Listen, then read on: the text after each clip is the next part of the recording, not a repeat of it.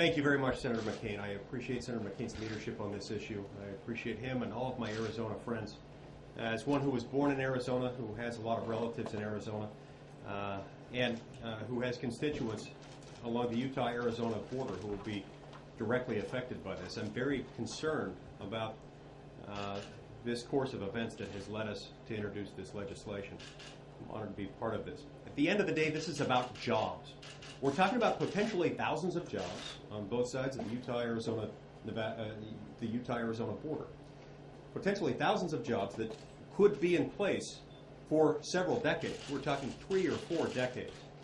At a time when our country is so in need of job creation, we need to be doing everything we can to allow reasonable, responsible job creation. We certainly need for the federal government not to be taking action that would thwart job creation, particularly job creation in an industry such as this one that can produce energy that needs to be produced, especially where those same jobs are going to be sent elsewhere, probably overseas, if we don't allow those jobs to be created right here.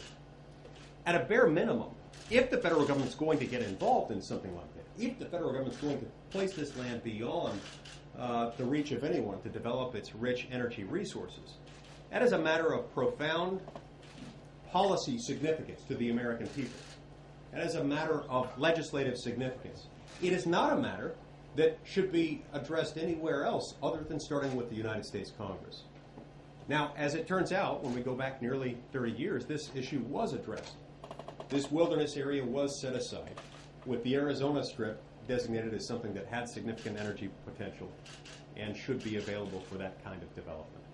So if we're going to revisit that, let's have the debate, but it should be visited in Congress, not by an office in which no one is elected or accountable directly to anyone who is elected. It needs to happen in Congress. And I respectfully submit that if that debate were to occur, which it will as a result of this legislation, we as a Congress will conclude that the right thing to do is allow for these jobs to move forward and to be created. And I will now turn the time over to my friend and colleague from the House,